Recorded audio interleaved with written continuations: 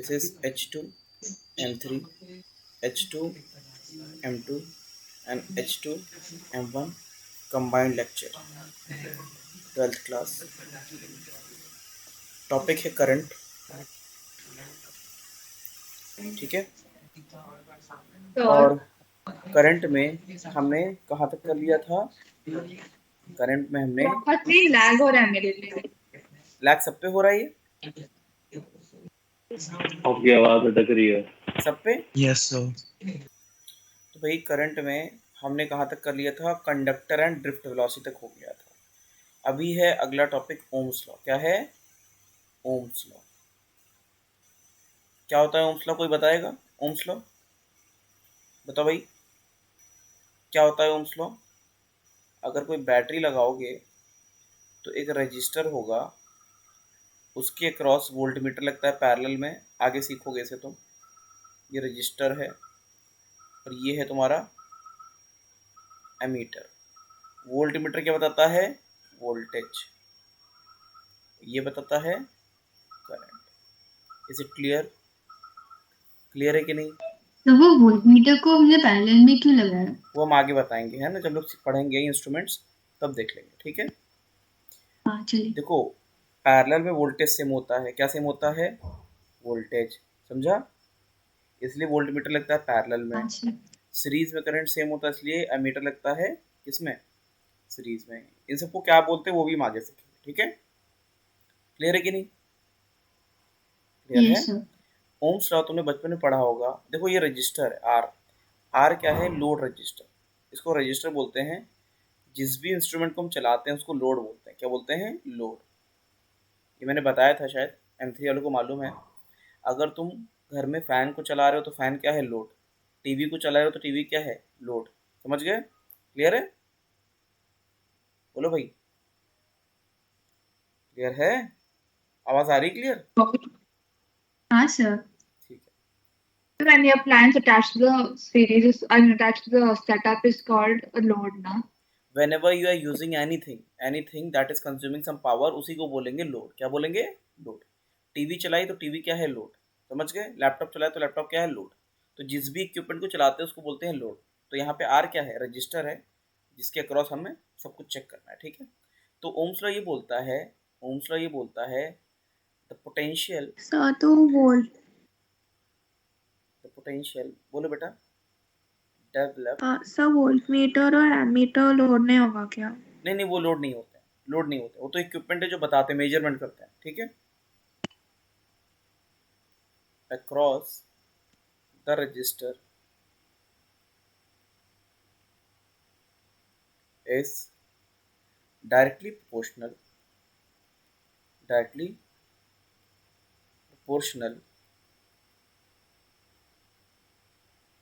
to the current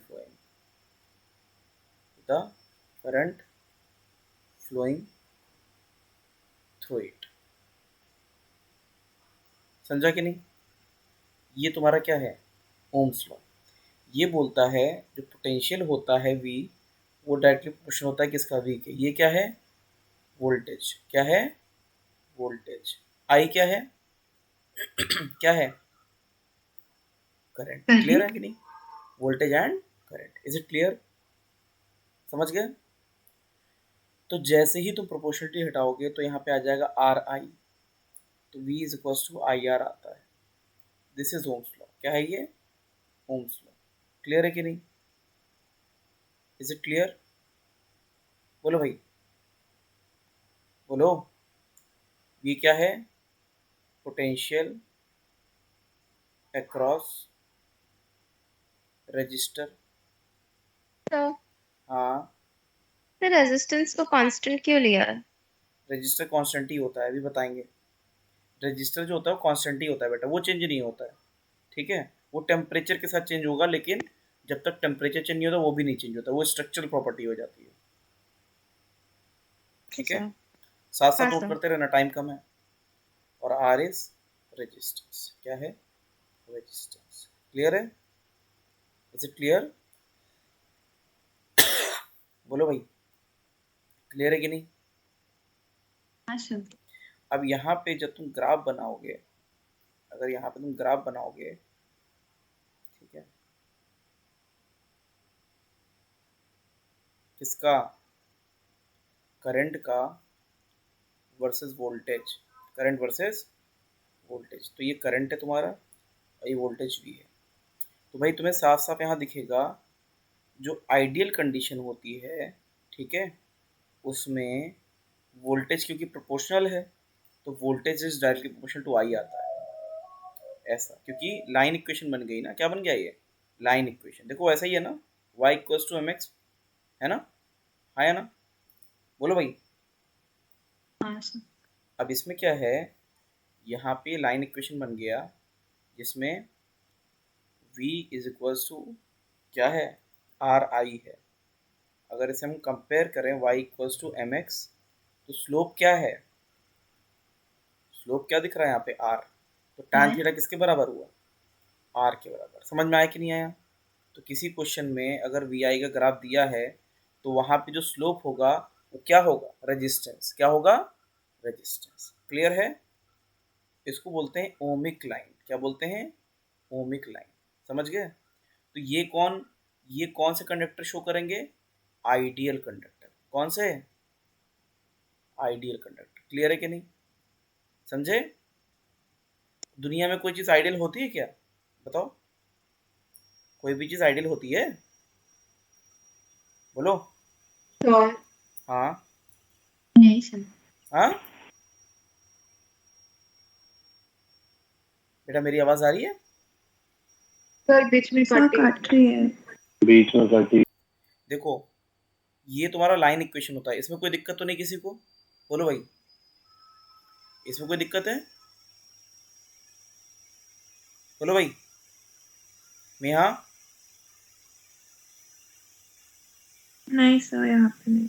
अब ये ideal conductor है, ये आइडियली ओम्स लॉ इस तरीके से होगा कि कंडक्टर का इस तरीके से बनना चाहिए, लेकिन जैसे जैसे करंट पास होगा, जैसे जैसे करंट पास होगा, रेजिस्टेंस में क्या होगा, हीट बढ़ेगा, हीट बढ़ने से रेजिस्टेंस बढ़ेगा, है ना, ठीक है, रजिस्टर जो होगा उससे वो हीटअप हो जाएगा, और हीटअप होके क्या हो जाएगा, वो उसका रेजिस्टेंस भी बढ़ना शुरू हो जाएगा, तो डेविएट कर जाता है, क्या कर जाता है, डेविएट। ये कौन से हैं, रियल कंडक्टर, कौन से हैं, real conductor. Is it clear, हाँ या ना, क्या ये क्लियर है, बोलो भाई। तो हीट करने के बाद का हो जाता है। अभी बताते हैं, है ना, इतना नोट कर लो। देखो आइडियली ये माना जाएगा कि रजिस्टर में कोई भी टेम्परेचर नहीं बढ़ेगा, बट प्रैक्टिकली टेम्परेचर बढ़ जाता है, प्रैक्टिकली टेम्परेचर बढ़ता है तो रेजिस्टेंस भी बढ़ता है, स्लोप बढ़ेगा ना, रेजिस्टेंस बढ़ेगा मतलब स्लोप बढ़ेगा। क्लियर है, क्लियर है, छाप लो। इस ग्राफ को मैंने यहाँ से यहाँ डाल दिया। एक है आइडियल कंडक्टर, मेरी आवाज़ आ रही ना, क्लियर आ रही है, यस सर। एक है रियल।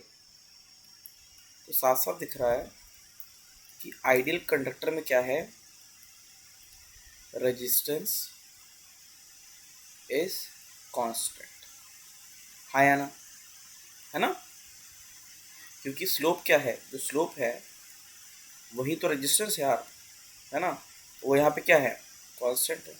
बट रियल में क्या होता है, एक्चुअल में resistance increases as temperature increases. अच्छा आप कहोगे टेम्परेचर कैसे इंक्रीज करेगा, बताओ,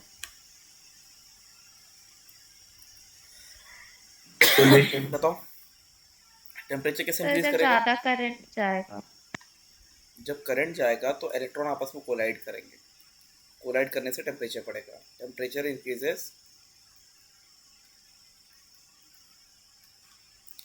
increases as current flows। समझ में आया कि नहीं आया, जैसे जैसे करंट जाएगा वैसे वैसे क्या हो जाएगा, टेम्परेचर बढ़ेगा, टेम्परेचर बढ़ेगा तो रेजिस्टेंस बढ़ेगा। ये होता है रियल कंडक्टर।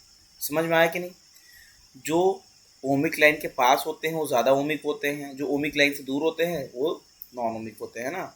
ओमिक कंडक्टर कौन हो गए, ohmic conductor close to ohmic line, close to जितने ज़्यादा क्लोज होंगे इतना मतलब उतना आइडियल बिहेवियर है, close to ohmic line. Non ohmic कौन से हो गए? Away from. सर हम्म, आपने कहा कि conductors closer to ohmic line are better conductors. क्या बेटा? Conductors that are closer to the ohmic line are better conductors. नहीं नहीं, वो दो are ideal conductor. Ideal conductor, conductor तो अच्छा वो है नहीं जिसका स्लोप कम हो, जिसका रेजिस्टेंस कम हो। ठीक है,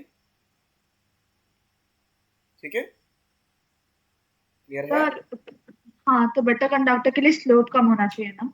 हम्म, ठीक है।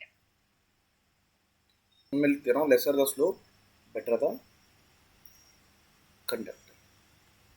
ये दोनों के लिए लागू होगा, आइडियल हो चाहे रियल हो, दोनों के लिए। तो मतलब कोई कंडक्टर आइडियल कंडक्टर से ज्यादा अच्छा भी हो सकता है? देखो, आइडियल कंडक्टर तो बस इतना है कि जिसका रेजिस्टेंस टाइम के साथ चेंज ना हो।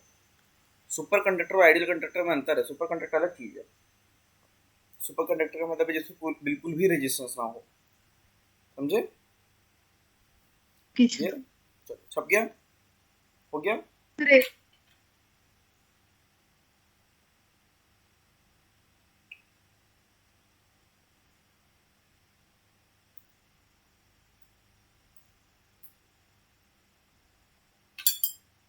हो गया।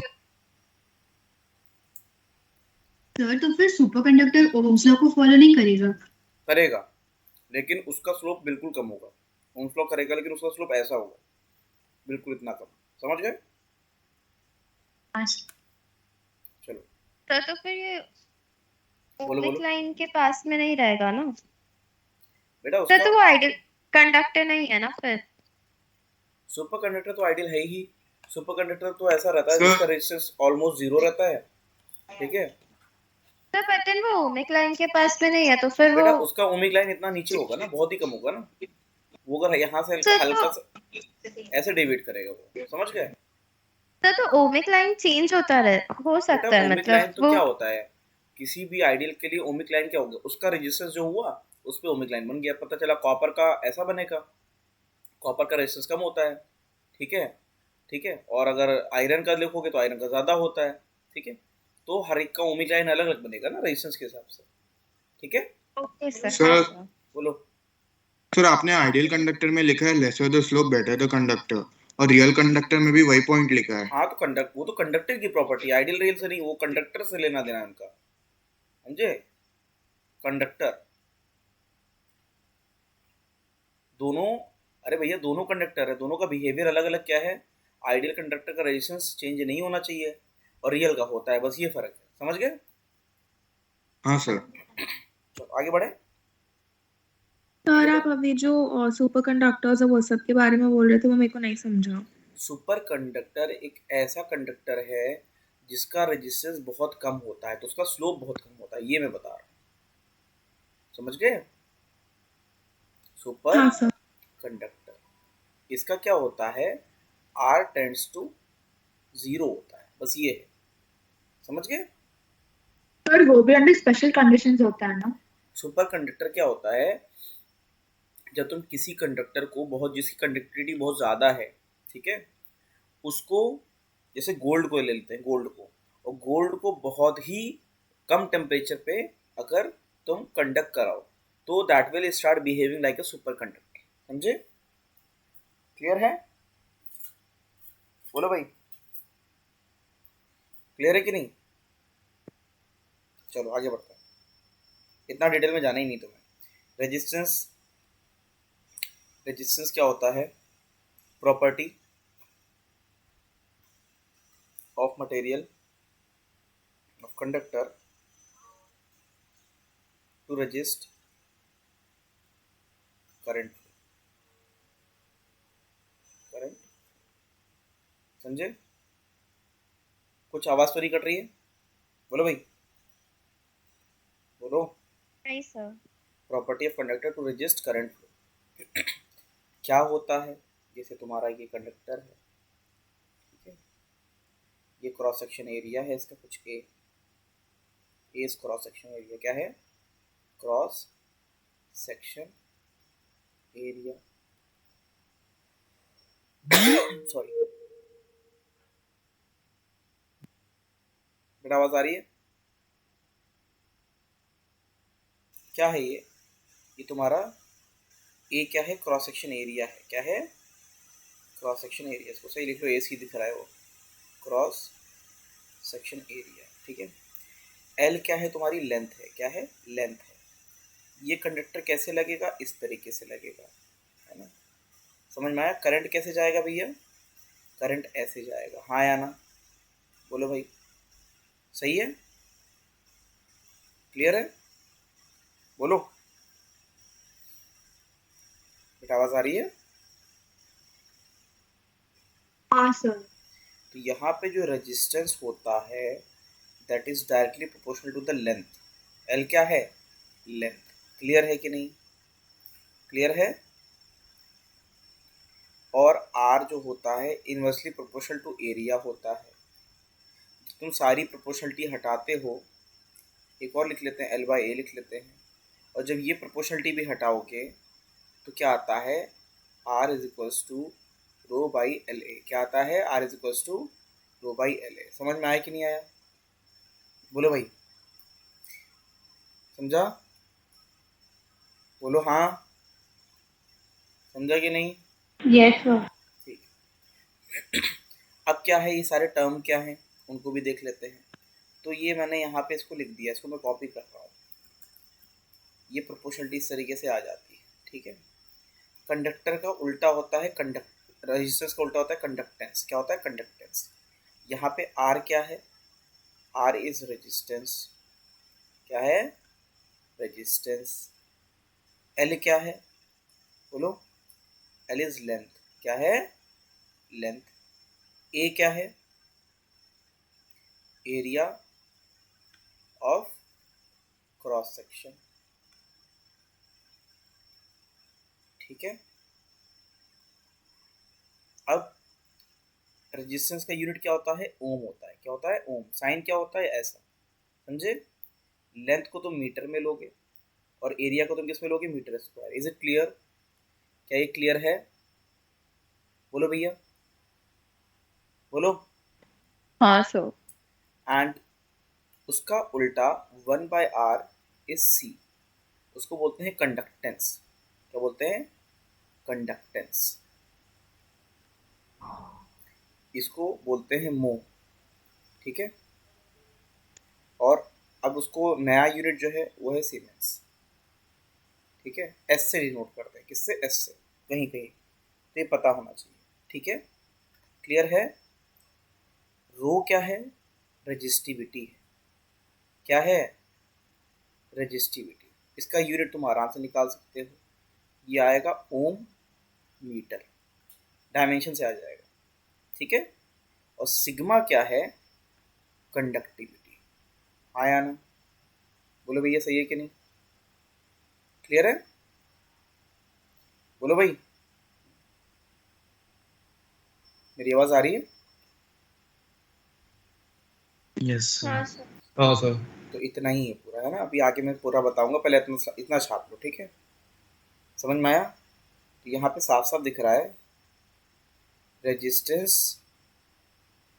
रेजिस्टेंस या आर की वैल्यू, आर डिपेंड्स ऑन, पहला मटेरियल। मटेरियल कैसा है वो डिसाइड करेगा कि रो कैसा होगा। दूसरा शेप एंड साइज, मतलब कि एल और ए। तो आर पूरा पूरा स्ट्रक्चर पे डिपेंड करता है और कौन सा मटेरियल यूज कर रहे हो उस पर डिपेंड करता है। क्लियर है? Is it clear? क्लियर है? और कुछ तो बोलो, हाँ। क्या बोल रहे हो? रेजिस्टेंस और रेजिस्टिविटी में डिफरेंस। बता रहे हैं। इतना नोट हो गया सबका? फॉर्मूला है R is equal to rho L by A या 1/c या सिग्मा एल बाई ए। तो यहाँ पे आर क्या है? आर इज रेजिस्टेंस, क्या है ये? रेजिस्टेंस है। किस पे डिपेंड करता है? अब ये मत बोलना कि सर 1/c क्या है, वो उसका उल्टा कंडक्टेंस है ना, ठीक है। सी क्या है? कंडक्टेंस। क्या है? कंडक्टेंस। जो सारी प्रॉपर्टी इसकी होंगी उसकी उल्टी प्रॉपर्टी इसकी होगी। सिग्मा क्या है? कंडक्टिविटी। क्या है? कंडक्टिविटी।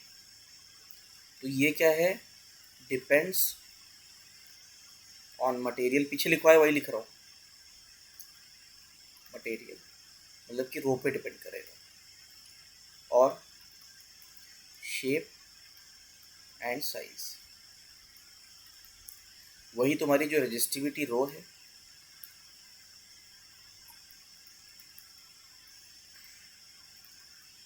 रेजिस्टिविटी ये क्या है?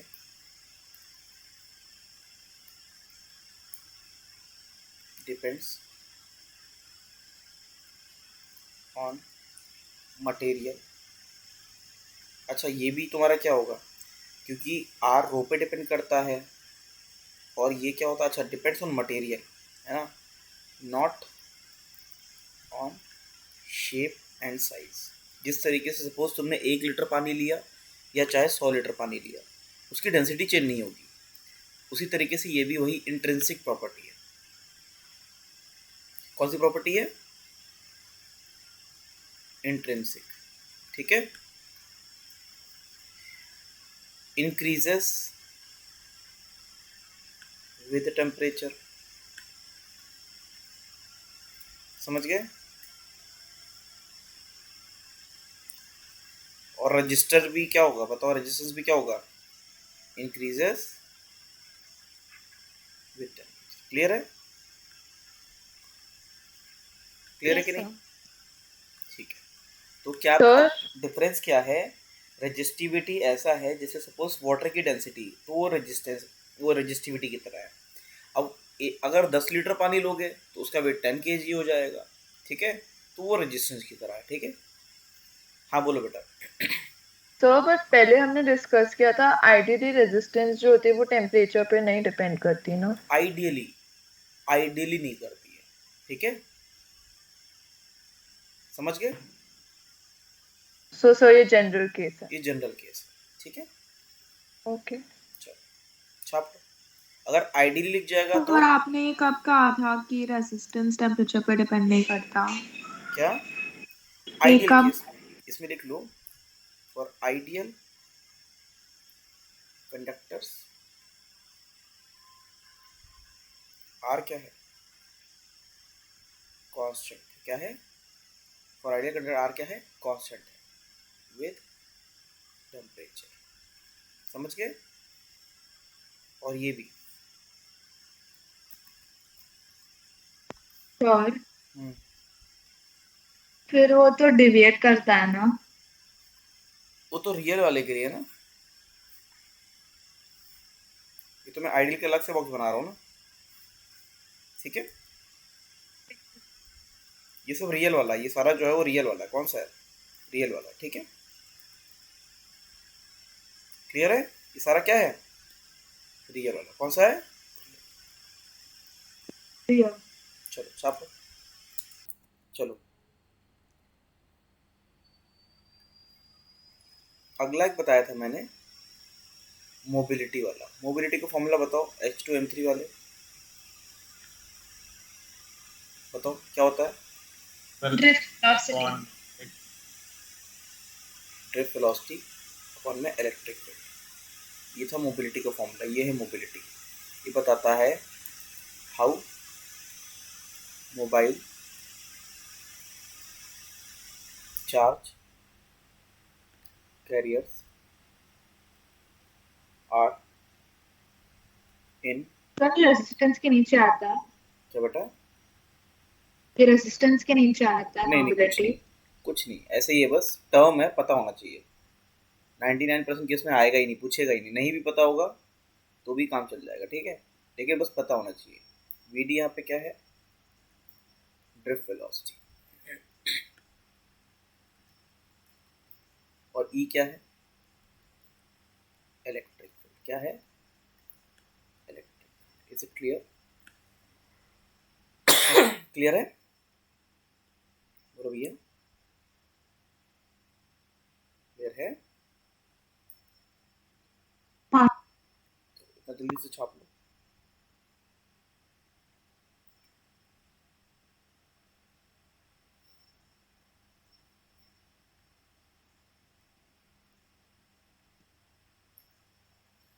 आगे आ जाओ। टेम्परेचर इफेक्ट क्या है? Temperature effect on R and rho. ठीक है भैया, ऐसा होता है जो रो होता है, रो है ना, रो डिपेंड्स ऑन टेम्परेचर। किस तरीके से? अच्छा ये बताओ, लीनियर एक्सपेंशन पढ़ाया था कभी किसी ज़माने में? याद आ रहा है? कुछ याद है? Delta L by L is equals to alpha delta T, कुछ याद है? Ratio. L is equals to L naught 1 plus alpha delta T, ये कुछ याद आ रहा है? बोलो। हाँ सर। मैकेनिकल प्रॉपर्टीज ऑफ हाँ सॉलिड। बिल्कुल। ये कहाँ पढ़ाया था हम लोगों ने? ये कहाँ पढ़ा था बताओ? Linear expansion. किसमें? Thermal property. ये पढ़ा थर्मल था प्रॉपर्टी। थर्मल एक्सपेंशन में। कहाँ पे? Thermal expansion. ठीक है, तो हर एक चीज़ का बिहेवियर उसी तरीके से होगा। अब यहाँ पे भी क्या होता है, जो रो होता है, delta rho by rho, rho not ले लो इसे या कुछ भी ले लो, that is equals to alpha delta T, या उसको तुम लिख सकते हो प्रोपोर्शनल होता है किसके? अच्छा प्रोपोर्शनल ना लिख के मैं सीधे लिखे दे रहा हूँ, अल्फा डेल्टा टी। अच्छा ये वाला अल्फा अलग है, ये एक्सपेंशन वाला है, ये वाला अलग है ना, ये हीट वाला है और ये वाला अलग है। ठीक है, क्लियर है?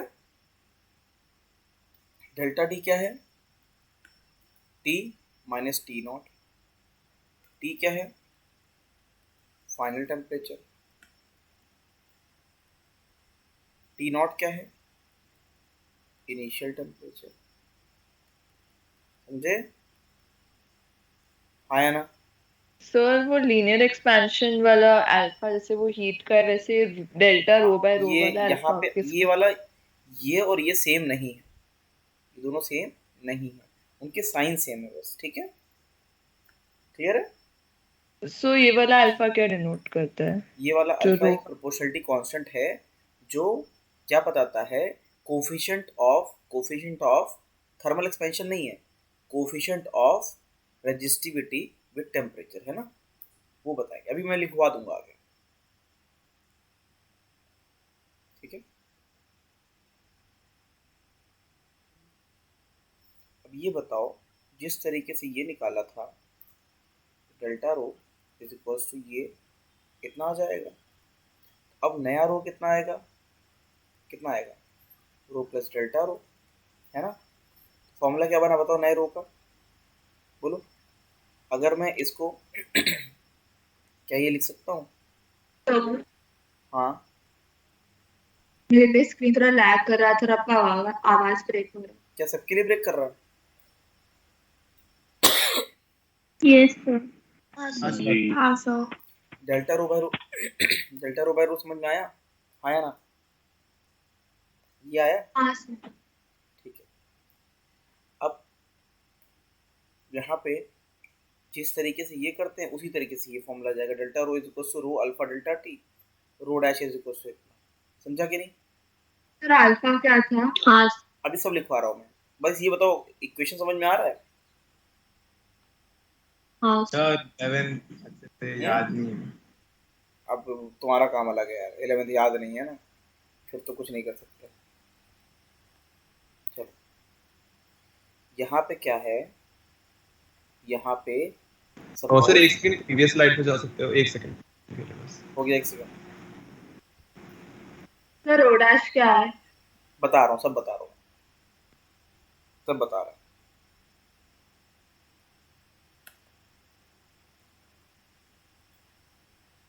हो गया? हाँ अगर किसी कंडक्टर का ये टी नॉट टेम्परेचर पे, देखो अगर टी नॉट टेम्परेचर पे रेजिस्टिविटी रो नॉट है, तो अगर टेम्परेचर चेंज करोगे, बढ़ाओगे या घटाओगे? अगर घटाओगे तो रेजिस्टिविटी भी घट जाएगी। ये टी है, तो नया रेजिस्टिविटी कितनी हो गई? रो। ठीक है, तो यहाँ पे रो जो आता है वो रो नॉट, इसको वाइट में डालना, नहीं तो कंफ्यूज हो जाओगे, कहोगे वहाँ पे रो डैश लिख दिया है, यहाँ पे कुछ और लिख दिया है ना।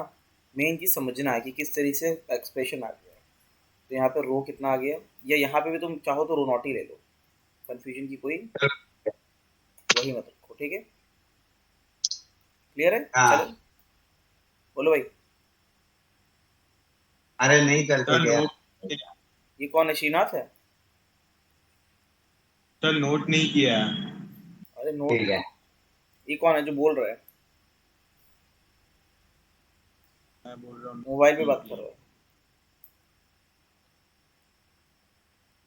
श्रीनाथ है ना?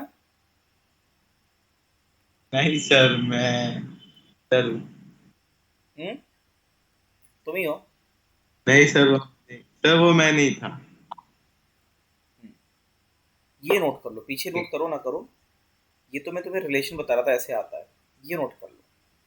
ठीक है, तो इस टेम्परेचर पे रेजिस्टिविटी इतनी, इस पे इतनी। ठीक है, यहाँ पे रो नॉट क्या है? Resistivity, resistivity at T not temperature. और रो क्या है? Resistivity at T temperature. समझ में आया कि नहीं? अल्फा क्या है? कोफिशिएंट। हाँ बेटा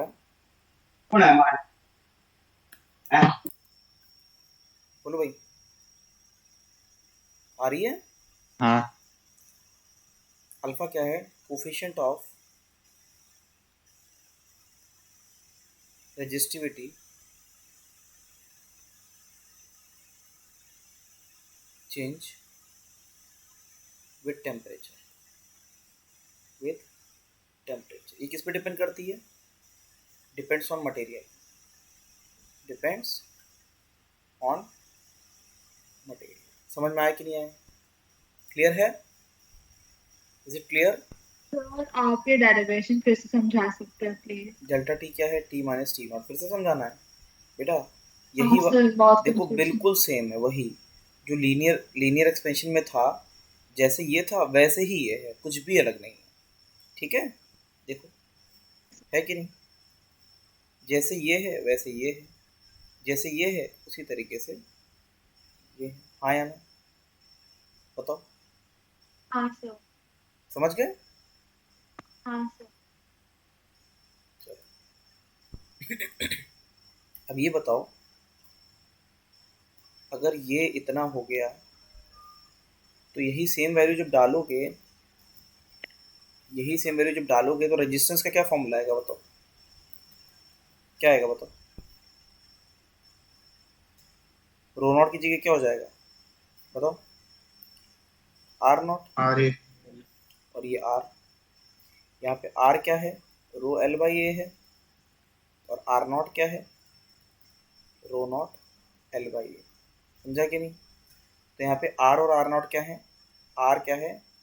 resistance at T temperature.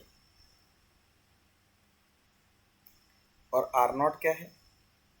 Resistance at T not temperature. Clear है कि नहीं? क्लियर है? बोलो भाई, क्लियर है? सर आपने कहीं तो रो डैश लिखवाया था ना? अरे रो डैश हटा दिया बेटा, मैंने हटा दिया इसे, है ना? ठीक है, क्या सर? हटवा दिया, देखो हटा दिया मैंने यहाँ से। कंफ्यूजन नहीं रखना है, एक ही चीज करो। ठीक है, छाप फिर लिख लो अल्फा ई, इसको चाहो तो अल्फा टी लिख दो, है ना? कुछ भी साइन दे सकते हो, तुम्हें दिख जाएगा। And alpha T R different, दोनों अलग चीजें हैं। ठीक है, इसको अल्फा टी लिख दो। ठीक है, क्लियर है, समझ गया?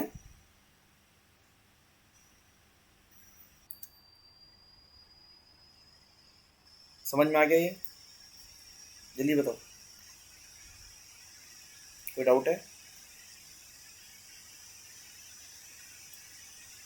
चलो क्वेश्चन दे रहा हूँ मैं।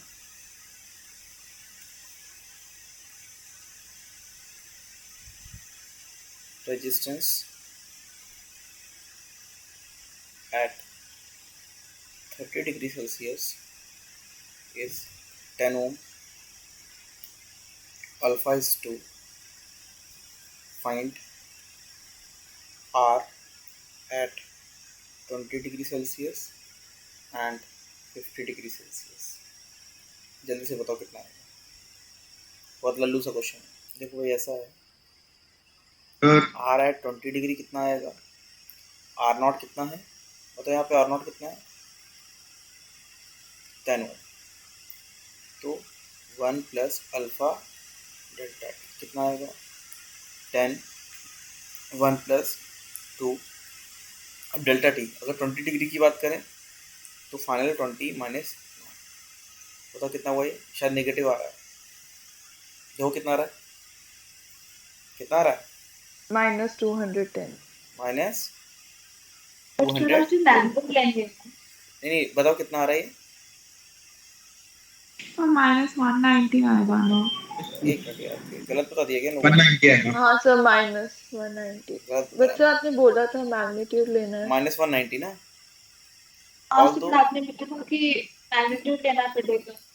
नहीं वो सिर्फ क्वेश्चन ऐसा आएगा ही नहीं। पहली बात तो मैं तुम्हें नेगेटिव इसलिए लेके बता रहा हूँ ताकि तुम्हें पता चले रेजिस्टेंस कांट पे नेगेटिव, ऐसा क्वेश्चन मिलेगा नहीं। अगर मिल रहा है तो मतलब वो इमेजिनरी रजिस्टर है, ठीक है। रेजिस्टेंस कभी नेगेटिव हो ही नहीं सकता है, ठीक है। ये तो बस वैल्यू लेके इसलिए बता दी ताकि एक नेगेटिव आ जाए, तुम्हें पता चले नेगेटिव होता है तो क्या होता है, ठीक है। तो नेगेटिव कभी आएगा ही नहीं एक्चुअल में, समझ गए, समझ में, ठीक है। अब बताओ दूसरा वाला कितना आ रहा है, बोलो। 50 माइनस 30 कितना आ रहा है बेटा, नहीं बताओ। 410। 410। 410 क्या सही है, करेक्ट है, समझ गए। लेकिन अल्फ़ा की वैल्यू इतनी नहीं मिलती कभी, अल्फ़ा की वैल्यू बहुत कम होती है, 2 × 10⁻⁸ इस तरीके से मिलेगी तुम्हें, ठीक है। वो तो मैंने क्वेश्चन में बस बताने के लिए समझा दिया कि कैसे अप्लाई करना है। क्लियर है कि नहीं, इज इट क्लियर, जल्दी बोलो भैया, क्लियर है, क्लियर है, हाँ सर। ठीक है, हाँ सर। आगे बढ़े, आगे बढ़े। Okay sir. तो हाँ बोलो। फिजिक्स कैसे पढ़ना है? ये अब पूछ रहे हो तुम, अभी तक कहाँ थे?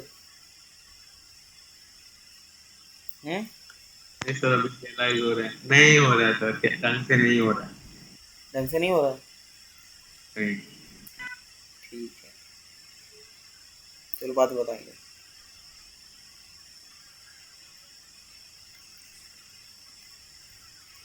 फिजिक्स कैसे पढ़ना है, देखो डाउट अपने क्लियर रखो, मल्टीपल सोर्सेज से मत पढ़ो, एक चीज़ पूरी कंप्लीट करो। सर इसे प्रीवियस स्लाइड पे जाता हूँ। तुम यार हमेशा पीछे लेके जाते हो, बताओ। तो क्वेश्चंस पे ज़्यादा ध्यान देना है, थियरी? अबे थ्योरी पढ़ने के बाद ही क्वेश्चन लगा पाएगा। नहीं सर, मतलब एक बार पढ़ के हो गया, 2 बार कर है या फिर थियरी पे वापस जाना है? हाँ सर, हो गया।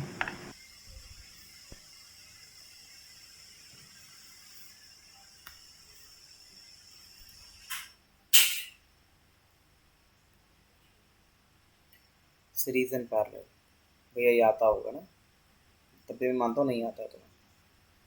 सीरीज एंड पैरेलल कनेक्शन बताओ भाई, सीरीज में क्या होता है,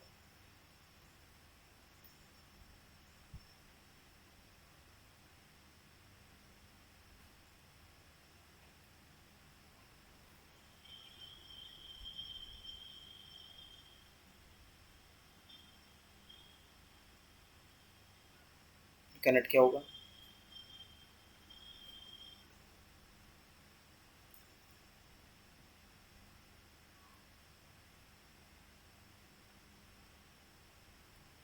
बोलो। R1 plus R2। इसमें क्या सम होता है?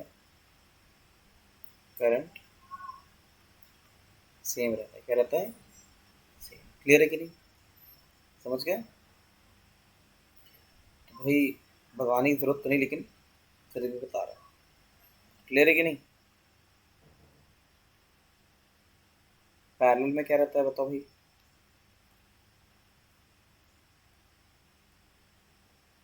बोलो। अच्छा नहीं है ये।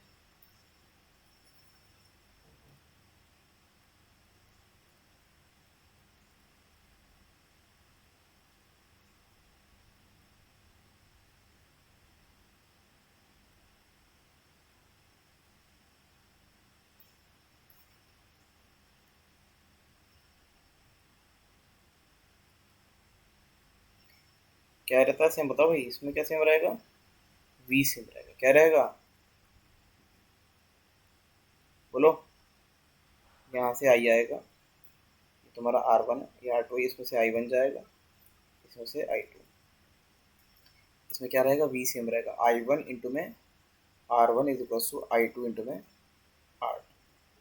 तो यहाँ पे क्या जाएगा? 1/R नेट कितना आएगा? 1/R1 plus 1/R2। Is it clear? Clear है? बोलो भाई। हाँ सर। बस इतना ही है। ठीक है। इसमें क्या रहता है? V same. ठीक है। छाप। हाँ सर। ठीक। सर आप थोड़ी देर में 15 मिनट का ब्रेक दे सकते हो? क्या? ठीक है चलो, ब्रेक है 15 मिनट का। ठीक है। क्या सर? 15 मिनट का ब्रेक है अभी So चाहिए। can you show the previous slide once? चलो, वी विल रिज्यूम एट 45। ठीक है। चलो देखते हैं अप्लाई कर पाते हो कि नहीं। आवाज़ आ रही सबको? ऑडिबल? बोलो भैया, आवाज़ आ रही है? हाँ सर। हाँ सर।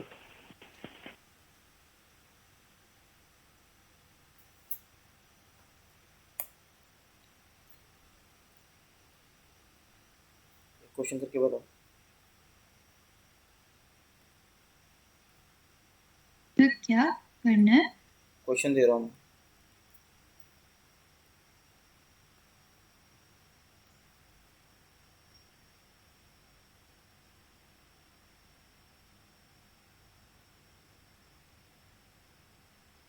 रेजिस्टेंस को सॉल्व करना बहुत इजी होता है एज कंपेयर टू क्या करना, कैपेसिटर को सॉल्व करना। ठीक है। ये है R R R R R B है, ये ए है। आर नेट बताना है अक्रॉस ए बी। बता कितना आएगा? चलो देखते हैं।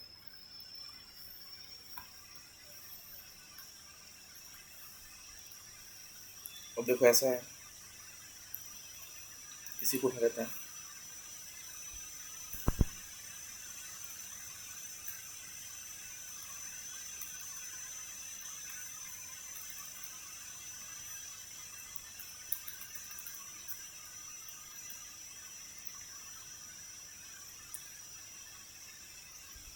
ये कितना हो जाएगा? R/2।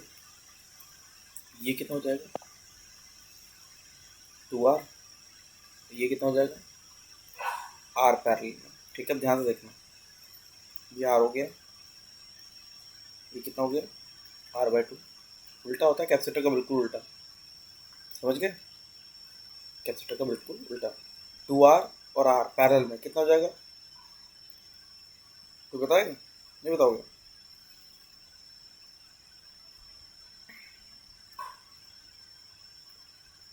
क्या ये समझ में आया बोलो भाई?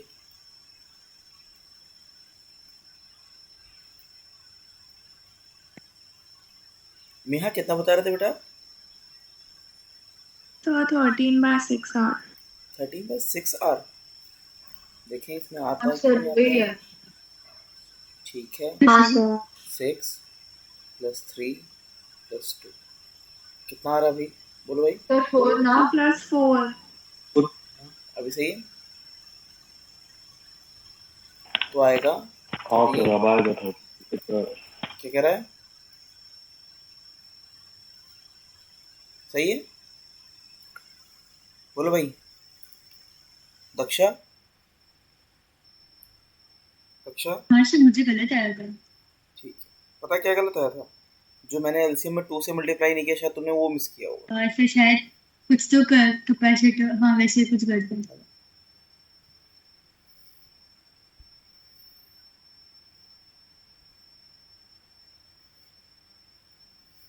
चलो छाप लो। सर ब्रेक के बाद यही फर्स्ट स्लाइड थी ना? हाँ बेटा यही थी।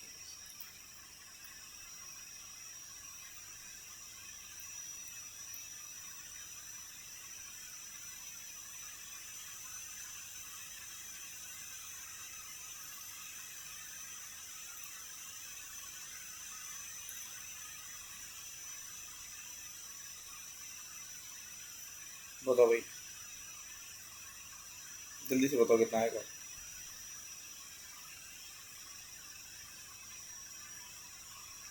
आर नेट कितना आएगा, फिर से देखते हैं। ये आर हो गया, ये तीनों पैरेलल में है, ये वाले नंबरिंग देखो 1 और 2 के बीच में एक ये लगा है, एक ये लगा है, एक ये लगा है, ठीक है। तो ये R/3 हो गया, ये R और ये R, इनको ऐड अप करो सीरीज, ठीक है वो कैसे वो बीच वाला बनने लगा है? बेटा। ये पूरा एक ही वायर है ना, तो एक ही पोटेंशियल, एक ही वायर है तो एक ही पोटेंशियल है ना, समझ गए? बट उसका फिर ब्रांच निकला है ना, ब्रांच मतलब है तो 2 एंड के बीच में ही ना, है कि नहीं? है तो 2 एंड के बीच में ना, ठीक है। नहीं सर समझे? देखो इधर देवांशी, सर ये बेटा एक एंड हो गया पूरा का पूरा, और ये एक एंड हो गया। बताओ अगर 2 एंड के बीच में लगे तो पैरेलल में तो होते हैं ना, ठीक है। हाँ सर। हाँ बोलो भैया श्रीमत। सर अगर जो उसका सेकंड वाला एंड होता वो अगर ऊपर होता तो? उससे कोई फर्क नहीं पड़ता है। ये जो है इसको चाहे यहाँ लगाते थे कहीं लगाते, इसमें पूरे में कहीं लगाओ वो बात एक ही है, समझ गए? क्लियर है? Okay Sir, when we get R net from parallel one, won't we take series for R/3 and R? For series for The R R/3 and R. R/3 and yeah we are taking R/3 and R. Sir, we'll not do 1/R again. 1 by no nothing, not required. This will be in parallel, so that will be 1 by R plus 1 by R plus 1 by R, so that you will get R/3 from this parallel addition, okay? No, sir. The first resistance, third resistance, and the R/3. Won't we take them in series? We are taking them in series now, we are taking them in series, that's why we are adding, we are taking them in series. This one is R, then this one is R/3, then this one is R, so we are taking in series, that's why we are adding them. Clear? Okay. Next is battery. चलो भाई battery से क्या समझते हो? Battery, सो battery battery battery किसे बोलते हैं? Is combination of cells which provide potential difference potential difference across the load और या रेजिस्टेंस। हाँ बोलो 14 टॉपिक्स में से 8 तो ऑलरेडी हो गए। क्या 14 टॉपिक्स में से 8 टॉपिक्स हो गए हैं, तो मतलब ये चैप्टर छोटा होगा कि क्या? चैप्टर छोटा ही है बेटा, चैप्टर बड़ा है ही नहीं, वो तो मैं क्लास नहीं ले पा रहा हूँ इसलिए नहीं हो पा रहे थे ना, चैप्टर बड़ा नहीं है। ठीक है सर आप खत्म कर दो। नहीं आज खत्म नहीं होगा, बस थोड़ा बहुत बैटरी का बताएंगे, है ना, जितना हो पाएगा मेरे से। Battery is a combination of cells which provide potential difference across the load resistance. Clear है? डीसी की बैटरी ऐसी होती है, कैसी? इस तरीके से। This is the sign of battery, ये होता है बैटरी का साइन, समझ गए?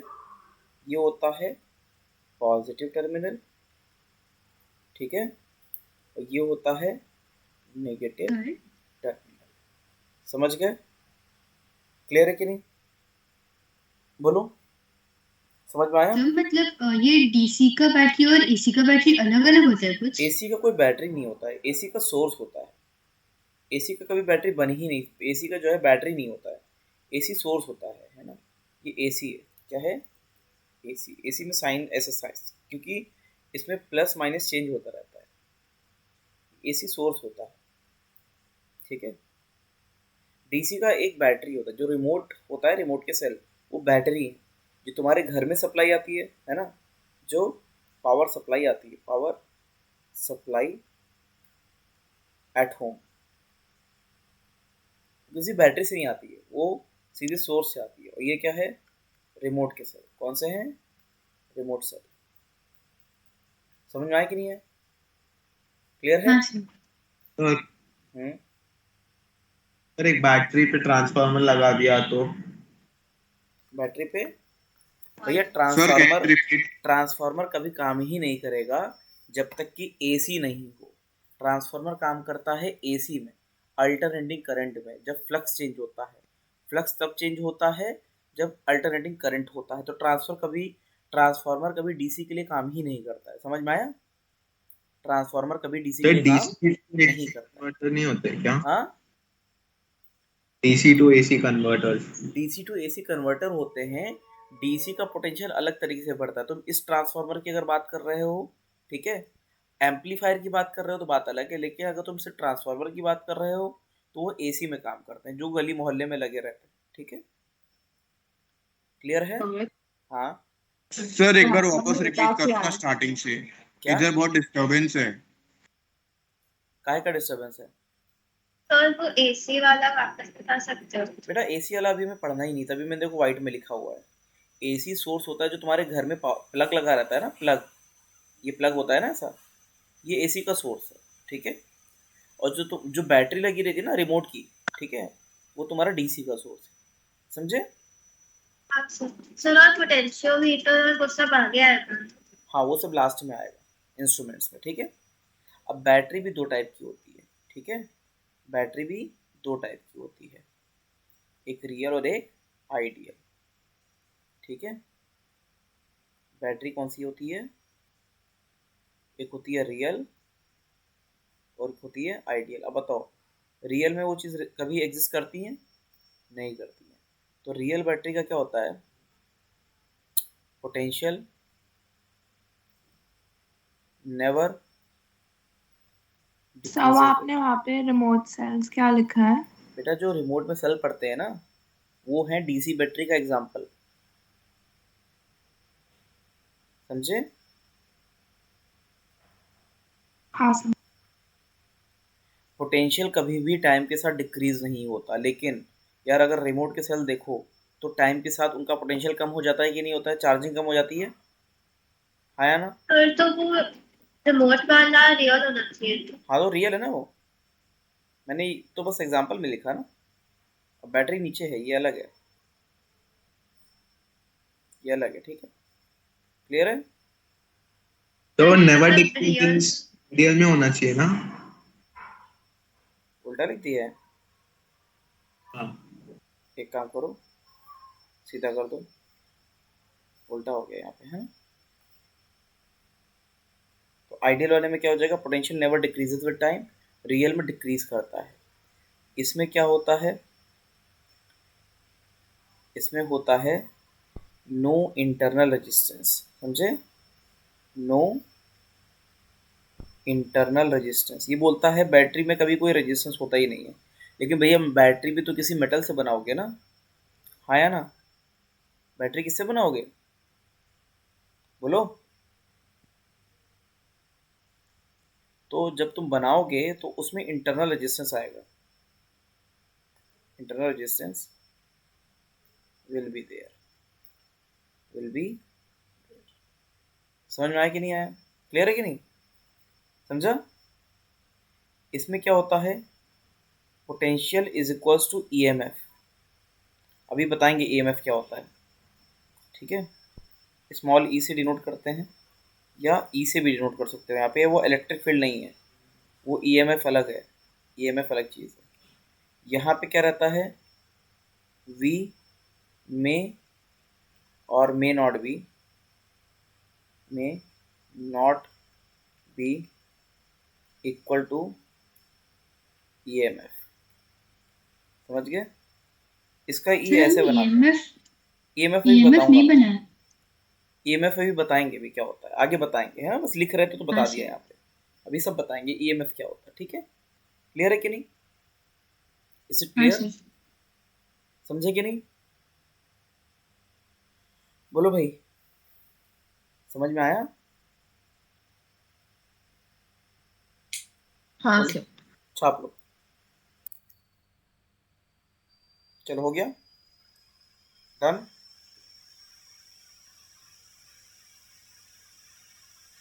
हो गया, यस सर। अब देखो क्या होता है, देखो अब हम जो बैटरी पढ़ेंगे वो विद इंटरनल रेजिस्टेंस पढ़ेंगे। किसे, इंटरनल रेजिस्टेंस। भैया देखो, अगर सिर्फ और सिर्फ ये तुम्हारे इलेक्ट्रोड तो लगे हुए हैं ना, टर्मिनल बोलते हैं इसको, ये पॉजिटिव है और ये नेगेटिव है, इनके बीच का जो पोटेंशियल होता है इसको बोलते हैं ये ईएमएफ। क्या बोलते हैं, ईएमएफ। इसको बोलते हैं इलेक्ट्रोमोटिव फोर्स। क्या बोलते हैं, इलेक्ट्रोमोटिव फोर्स।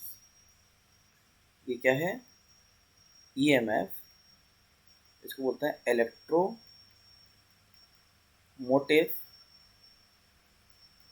फोर्स। सर ये बैटरी के नीचे है, क्या बेटा, ये कॉन्सेप्ट बैटरी के नीचे ही है ना। हाँ बेटा, बैटरी तो चल रहा है, वही उसी के नीचे आएगा। Is the potential between two electrodes या terminal, positive and negative terminal। समझ में आया कि नहीं आया, पॉजिटिव और नेगेटिव टर्मिनल के बीच में जो पोटेंशियल होता है उसको बोलते हैं ईएमएफ। क्या बोलते हैं, ईएमएफ। क्लियर है कि नहीं, समझे, बोलो हाँ या ना। अब लेकिन एक्चुअल में जो बैटरी बनती है उसको बनाने में जो मटेरियल तुम यूज़ करोगे उसके चक्कर में क्या आ जाएगा, उसका खुद का इंटरनल रेजिस्टेंस आ जाएगा, हाँ या ना, बोलो भाई, क्या आएगा, इंटरनल रेजिस्टेंस। यहाँ पे स्मॉल आर क्या है, स्मॉल आर है इंटरनल रेजिस्टेंस। क्या है, इंटरनल रेजिस्टेंस ऑफ बैटरी। कोई बता सकता है इंटरनल रेजिस्टेंस क्या है,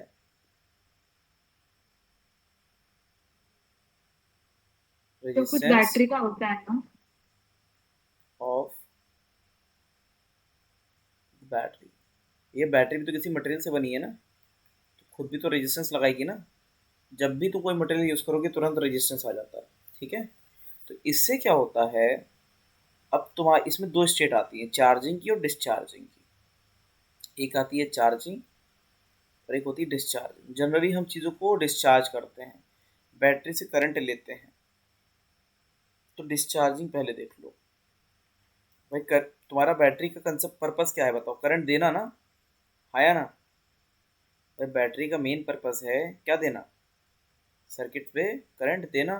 सर्किट देगी, तो ये तुम्हारा ईएमएफ हो गया और ये तुम्हारा स्मॉल आर हो गया, ठीक है। तो यहाँ से करंट जाता है, क्या जाता है, करंट जाता है। अब तो जब, हाँ बोलो बोलो, आपने जो बोला आप रिपीट कर सकते हो please? बता रहा हूँ। ये तुम्हारा रेजिस्टेंस आर है।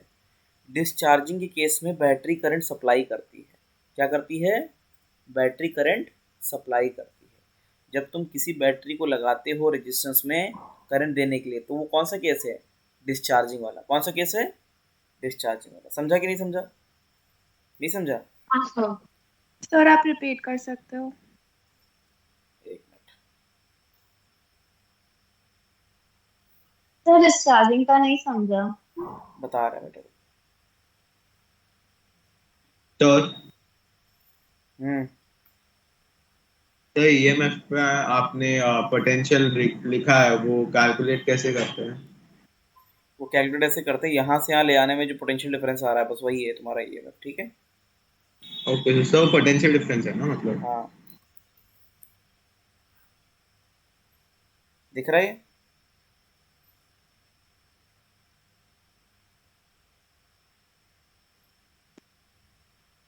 अब देखो भैया, ऐसा है, ये तुम्हारी पूरी कंप्लीट बैटरी है। ये क्या है, कंप्लीट बैटरी, हाँ या ना? क्यों, बैटरी का इंटरनल रेजिस्टेंस भी तो बैटरी के अंदर ही है ना। तो ये तुम्हारा कंप्लीट बैटरी है, क्या है, कंप्लीट बैटरी। इसके अक्रॉस जो वी मिलता है उसको बोलते हैं पोटेंशियल डिफरेंस। मतलब बैटरी के बाद कुछ ईएमएफ है, कुछ उसका इंटरनल रेजिस्टेंस कंज्यूम कर लेगा, जो बचेगा वो लोड को मिलेगा, समझे कि नहीं। तो लोड के लिए अवेलेबल कितना हुआ, जो बचेगा ना वही ना, हाँ या ना, बोलो, समझे कि नहीं, नहीं समझ में आया? जैसे मान लेते हैं तुम्हारे रिमोट सेल का वोल्टेज कितना है, 6 वोल्ट, और 2 वोल्ट इसके इंटरनल रेजिस्टेंस से कंज्यूम कर लिया, तो बताओ रिमोट में चलाने के लिए कितना वोल्टेज बचा, 4 वोल्ट का, समझे कि नहीं, क्लियर है, बोलो भाई। 1414। तो ये तुम्हारा क्या हो गया, ईएमएफ, और ये जो बचा है ये तुम्हारा क्या है, वोल्टेज। अब समझा कि नहीं समझा, बोलो। सर एक और बात, देखो फिर से बता रहा हूँ मैं, तुम्हारे पास रिमोट है, क्या है, रिमोट। रिमोट का ईएमएफ है 6 वोल्ट, कितना है, 6 वोल्ट। अब इसका क्या है, इसका इंटरनल रेजिस्टेंस 2 वोल्ट कंज्यूम कर लेगा, क्या कर लेगा, 2 वोल्ट कंज्यूम कर लेगा। तो रिमोट को चलाने के लिए वोल्टेज कितना बचा, 4 वोल्ट का, समझे कि नहीं, अभी भी नहीं समझा, नहीं समझा ना? तो उसका ईएमएफ 6 वोल्ट का है, वो देखो, एक एक एक रिमोट, एक तुम्हारा सेल है, उसका वोल्टेज कितना है, ईएमएफ कितना है, तो ईएमएफ 6 आपकी वोल्ट आवाज का। ब्रेक हो रही है। अभी ब्रेक हो रही है? नहीं सर, देखो, कोई सेल है, उसका ईएमएफ 6 वोल्ट का है, उसमें से 2 वोल्ट उसके इंटरनल रेजिस्टेंस खा जाएगा, तो बचेगा कितना, 4 ही वोल्ट तो बचेगा, हाँ या ना, बोलो। Yes sir. अब ये बताओ, जो रिमोट है उसका सेल चार्ज हो रहा है कि डिस्चार्ज हो रहा है, रिमोट में जब तुमने सेल डाला है तो वो चार्ज हो रहा है कि डिस्चार्ज हो रहा है, बोलो। डिस्चार्ज। और जब तुम उसे चार्जर में लगाओगे तब वो क्या हो जाएगा, चार्ज, समझे कि नहीं, क्लियर है, बोलो। तो वो चार्ज कैसे होता है? हम्म, चार्ज कैसे होता है? चार्जर जब लगाओगे, जब तुम इसके अक्रॉस पोटेंशियल लगाओ जो कि बड़ा हो, किससे, ईएमएफ से बड़ा हो, किससे बड़ा हो, ईएमएफ से बड़ा हो, तो बैटरी में उल्टा करंट जाने लग जाएगा, समझे। बैटरी देगी नहीं, अब बैटरी करंट लेगी, अब ये चार्ज होना शुरू हो जाएगी, क्या हो जाएगी, चार्ज होना। समझ में आया कि नहीं आया, बोलो। हाँ सर। ये चार्जर लग गया, क्या लग गया, चार्जर, क्लियर है, बोलो भाई, क्लियर है कि नहीं, अरे बोलो। तो ईएमएफ अब बताओ, यहाँ पे जो V होगा, V वो पता कितना होगा, पोटेंशियल जो लोड को मिलेगा बचा हुआ, ईएमएफ में से IR माइनस कर दो, ये मिलेगा, समझे कि नहीं, क्लियर है। तो डिस्चार्जिंग के केस में पोटेंशियल आता है कम, किससे, ईएमएफ से, समझे, क्लियर है। सर इसमें और इंटरनल रेजिस्टर का भी माइनस होगा ना? हाँ तो इंटरनल रेजिस्टेंस का वोल्टेज माइनस कर तो दिया। IR क्या है? हाँ सर हाँ। वोल्टेज तो चार्जिंग में कंज्यूम्ड, एक मिनट बेटा बस बता रहा हूँ, बाय इंटरनल रेजिस्टेंस। इसमें किरचॉफ जो सिखाया तो वही लगा दो, ये आएगा, इतना आता है। और इस केस में क्या हो जाएगा, क्योंकि I का डायरेक्शन उल्टा है तो कितना हो जाएगा, प्लस IR। समझे कि नहीं? बोलो भैया। हाँ से डाल बोलो। चार्जिंग नहीं समझ में आ रहा। देखो ऐसा है, तुमने जब रिमोट को सेल को रिमोट में डाल दिया तो सेल डिस्चार्ज होगा। क्या हो जाएगा? डिस्चार्ज। क्लियर है कि नहीं? ये तुम्हारा रिमोट है, ये सेल का इंटरनल रेजिस्टेंस है। पता चला तुमने सेल लाए थे 10 वोल्ट का, उसमें से 2 वोल्ट कौन खा गया? तुम्हारा इंटरनल रेजिस्टेंस। तो बचा कितना? 8 वोल्ट ना, तो इसको 8 वोल्ट मिलेगा। ये तुम्हारा वोल्टेज है। क्या है? वोल्टेज। 10 वोल्ट क्या है? EMF है। क्लियर है कि नहीं? हाँ सर। समझ गए? अब क्या है, अब तुम्हें चार्ज करना है, तो अगर ये 10 वोल्ट का है तो तुम्हें 10 वोल्ट से ज़्यादा बड़ा पावर सोर्स लगाना पड़ेगा, तब ये पावर सोर्स इसको चार्ज करेगा। समझ में आया कि नहीं आया? इसको बोलते हैं चार्जिंग। क्या बोलते हैं? पावर सोर्स किसको चार्ज करेगा? सेल को। भाई चार्जेबल बैटरी आती कि नहीं आती है? आती है ना? हाँ सर हाँ। तो चार्जेबल बैटरी को जब तुम चार्जर में लगाते हो तो चार्जर उसके वोल्टेज से ज़्यादा वोल्टेज लगाता है, तब उसमें करंट जाता है तो वो चार्ज हो जाता है। क्लियर? तो पूरे सर्किट में करंट का डायरेक्शन उल्टा हो जाएगा ना? और क्या, पूरे सर्किट में उल्टा हो जाएगा ना बेटा। देखो करंट की एक ही डायरेक्शन होती है सर्किट में, ठीक है? एक ही डायरेक्शन होती है। ऐसा नहीं होता कि इधर से इधर आ रहा है, इधर से इधर आ रहा है, ऐसा कुछ नहीं होता। ठीक है सर हाँ सर चार्जिंग बता दो ना एक बार। बेटा चार्जिंग का मतलब है तुमने चार्जर में सेल डाले और चार्जर को लगा दिया अपने घर में 220 वोल्ट के सप्लाई में।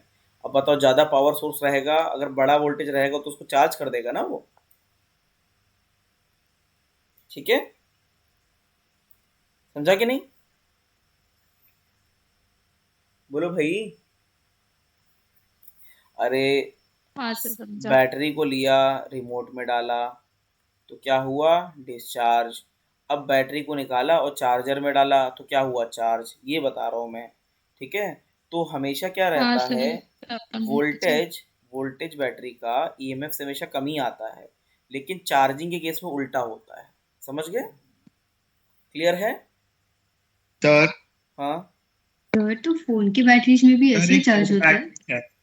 फ़ोन में भी यही होता है। फ़ोन में क्या होता है, जब तुम चलाते हो तो ये सीन होता है, और जब तुम चार्जर लगाते हो तो ये सीन होता है। ठीक है? सर हाँ वो 10 वोल्ट EMF होता है और वो 8 volt is the normal potential ना, so then what's the 2V that is हाँ, lost? 10 वोल्ट की बैटरी हो गई, उसमें से 2 वोल्ट खा गया इंटरनल रेजिस्टेंस, बचा हुआ 8 वोल्ट वो पोटेंशियल है जो रेजिस्टेंस यूज़ कर सकता है, जिसको बोलेंगे वोल्टेज। समझ में आया? हाँ सर, और 10V is EMF ना? हाँ 10V is EMF। ठीक है, and 2V is what? IR, जो ये इसने कंज्यूम कर लिया पोटेंशियल वो। ठीक है, क्लियर हो गया? क्या बोलो बोलो। सर एक डेड बैटरी कैसे मतलब थोड़े से चार्ज को अपोज कर रहा है, EMF लगा रहा है? Dead battery? Sir dead battery को अगर चार्ज करेंगे तो भी तभी भी उसके जो रेटेड EMF है उससे ज्यादा। हाँ डेड बैटरी को अगर चार्ज करोगे तो क्या होता है, उसके इलेक्ट्रोड बिल्कुल ख़त्म हो चुके होते हैं, उसमें जो इलेक्ट्रोड पड़े होते हैं बिल्कुल ख़त्म हो चुके होते हैं, तो उसमें चार्ज टिकता नहीं है, उसमें चार्ज होल्डिंग कैपेसिटी जो है, पोटेंशियल होल्डिंग कैपेसिटी ख़त्म हो जाती है। समझ गए? क्लियर है? सर आप ये रिपीट सर कर अगर सकते हो? वो कुछ और पूछ रहा हूँ, कह रहा है डेड बैटरी को चार्ज करो फिर भी चार्ज कैसे हो जाता है, ये बोल रहा है ना? सर वो नहीं, अगर रिचार्जेबल बैटरी क्या होता है? हाँ रिचार्जेबल बैटरी। अगर रिचार्जेबल बैटरी में जो मतलब का चार्ज पूरा खत्म हो गया, अगर मैं उस पर थोड़ा भी अगर चार्ज दूंगा तो चार्ज होगा क्या? हाँ बिल्कुल थोड़ा बहुत चार्ज होगा, लेकिन ये है कि उसका चार्ज टिकेगा नहीं जल्दी। वो डिस्चार्ज तुरंत हो जाएगी। ठीक है, क्लियर है? क्लियर है? थोड़ा तुम्हें उतने में जाना नहीं है, तुम्हें बस इसमें देखना है कि हाँ चार्जिंग का एक केस होता है, डिस्चार्जिंग का केस। अभी बताओ, तुमसे ये पूछा जाए कि किस केस में पोटेंशियल ईएमएफ से ज़्यादा होता है, किस में कम, तो बता लोगे? डिस्चार्जिंग की केस में पोटेंशियल क्या होता है? कम। चार्जिंग में क्या रहता है? ज़्यादा। क्लियर है कि नहीं? क्लियर है? सर मुझे sir. चार्जिंग में समझ नहीं आया कि ये प्लस आया क्यों आया। बेटा आई का डायरेक्शन उल्टा हो गया ना, यहाँ पे उल्टा हो गया ना, हाँ और यहाँ पे हाँ देखो कैसा है। तो जहाँ जहाँ आई लिखा वहाँ माइनस आई करो तो माइनस माइनस क्या हो जाएगा? प्लस हो जाएगा। हाँ सर। ठीक है, ओके। बाकी किरचॉफ तो में बता ये जो चार्जिंग के केस में V है वो क्या है, मतलब वो हम जो प्रोवाइड कर रहे हैं वो इसके 220 अक्रॉस वोल्ट। पोटेंशियल है जो उसे देगा, जो उसे मिलेगा, जो बैटरी देती है। ठीक है, अपना इसे खर्चा, चार्जिंग के केस में देखो मैं बता रहा हूँ, अपना खर्चा निपटाने के बाद जो बचता है वो V है डिस्चार्जिंग में। चार्जिंग में तुम्हारा E प्लस IR हो जाएगा। समझ गए? क्लियर है? सर हम्म, सर मतलब चार्जिंग के केस में जो बैटरी कंसिडर किया उसमें चार्ज अभी भी है कि नहीं है? पोटेंशियल है, उसके अंदर EMF बचा हुआ है थोड़ा सा। Okay sir. ठीक है, सर मतलब जो उसके अंदर जो थोड़ा सा ईएमएफ बचा हुआ है उससे ज्यादा वी लगाना पड़ेगा ना? ये बताओ, एक बकेट ये रखी है और एक बकेट ये रखी है, इससे पानी इसमें कब आएगा? जब इसका लेवल ज़्यादा होगा ना, आया ना? हाँ सर। तो हमेशा चार्ज कब होगा? जब तुम बड़ा सोर्स लगाओगे तभी तो चार्ज होगा ना। ठीक है, हाँ सर। चलो आज यहीं पे रखना पड़ेगा, आज क्लोज यहीं पे करेंगे।